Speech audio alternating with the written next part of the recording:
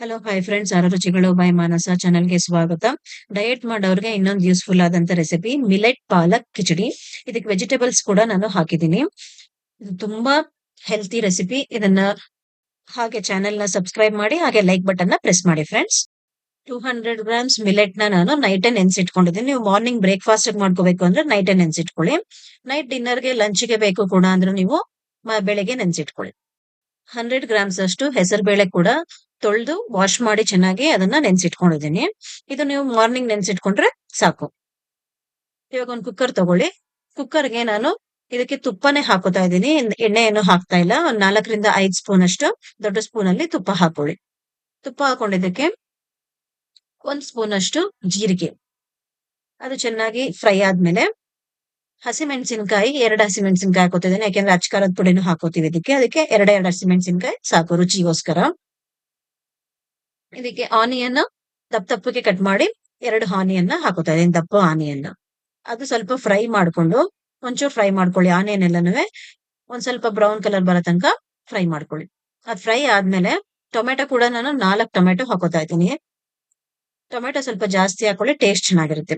Carrot 2 carrot ಸಣ್ಣ ಸಣ್ಣಕ್ಕೆ cut ಮಾಡಿ ಮೀಡಿಯಂ ಸೈಜ್ ಅಲ್ಲಿ ಕಟ್ ಮಾಡಿ ಅದನ್ನು ಕೂಡ ಹಾಕೊಳ್ಳಿ. ಬೀನ್ಸ್ ಕೂಡ 1/4 ಕೆಜಿ ಅಷ್ಟು ಅದನ್ನು ಸಣ್ಣ ಸಣ್ಣಕ್ಕೆ ಕಟ್ ಮಾಡಿ ಹಾಕೊಳ್ಳಿ. ಜಿಂಜರ್ ಗಾರ್ಲಿಕ್ ಪೇಸ್ಟ್ ಎಲ್ಲ ಹಾಕೊಂಡು ಚೆನ್ನಾಗಿ ಅದು ಸ್ಮೆಲ್ ಹೋಗೋ ತನಕ, ಜಿಂಜರ್ ಗಾರ್ಲಿಕ್ ಪೇಸ್ಟ್ ಹಸಿ ಸ್ಮೆಲ್ ಹೋಗೋ ತನಕ ಚೆನ್ನಾಗಿ ಅದನ್ನ ಫ್ರೈ ಮಾಡ್ಕೊಳ್ಳಿ.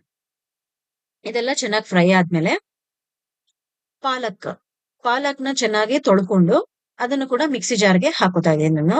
ಅರ್ಧ ಕಟ್ ಪಾಲಕ್ ಸಾಕು, ತುಂಬಾ ಜಾಸ್ತಿ ಹಾಕೊಳಕ್ ಹೋಗ್ಬೇಡಿ, ಟೇಸ್ಟ್ ಅಷ್ಟು ಚೆನ್ನಾಗಿ ಬರಲ್ಲ. ದೊಡ್ಡ ಕಟ್ಟಲ್ಲಿ ಅರ್ಧ ಕಟ್ಟು, ಚಿಕ್ಕ ಕಟ್ಟಾದ್ರೆ ಫುಲ್ ಕಟ್ ಹಾಕೊಳ್ಳಿ. ಹಾಕೊಂಡು ನೋಡಿ ಈ ತರ ಸ್ವಲ್ಪ ನೀರ್ ಹಾಕೊಂಡು ಗ್ರೈಂಡ್ ಮಾಡ್ಕೊಳ್ಳಿ ಚೆನ್ನಾಗಿ.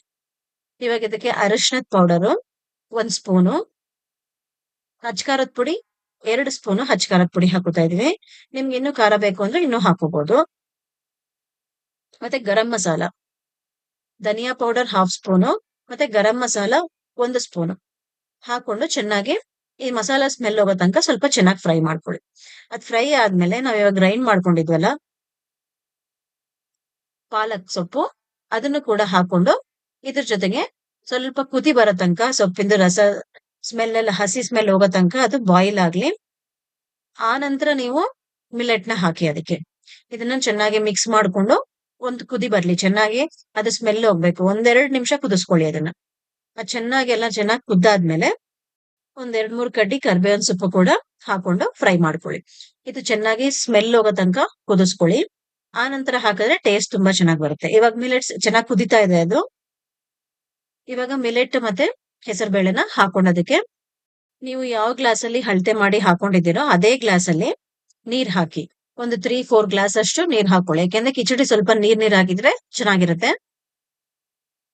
ಅದಕ್ಕೋಸ್ಕರ ಸೇಮ್ ಗ್ಲಾಸ್ ಅಲ್ಲೇ ಒಂದು 3-4 ಗ್ಲಾಸ್ ಅಷ್ಟು ನೀರ್ ಹಾಕೊಳ್ಳಿ. ನೀರ್ ಹಾಕೊಂಡು ಮೇಲ್ಗಡೆ ಸ್ವಲ್ಪ ಉಪ್ಪು, ಕಲ್ಲುಪ್ಪು 2 ಸ್ಪೂನ್ ಹಾಕೊಳ್ಳಿ. ಹಾಕೊಂಡಾದ್ಮೇಲೆ ಸ್ವಲ್ಪ ಕೊತ್ತಂಬರಿ ಸೊಪ್ಪನ್ನು ಕೂಡ ಸಣ್ಣ ಸಣ್ಣಕ್ಕೆ ಕಟ್ ಮಾಡಿ ಅದನ್ನು ಕೂಡ ಹಾಕೊಳ್ಳಿ. ಹಾಕಿ 2-3 ವಿಜಿಲ್ ಬಂದ್ರೆ ಸಾಕಿದು. 2 ವಿಜಿಲ್ ಸಾಕು, ತುಂಬಾ ಜಾಸ್ತಿ ಏನ್ ಬೇಡ. ನೋಡಿ ಇವಾಗಿದು 2 ವಿಜಿಲ್ ಆಗಿದೆ ಆಲ್ರೆಡಿ. ಓಪನ್ ಮಾಡ್ತಾ ಇದ್ದೀನಿ.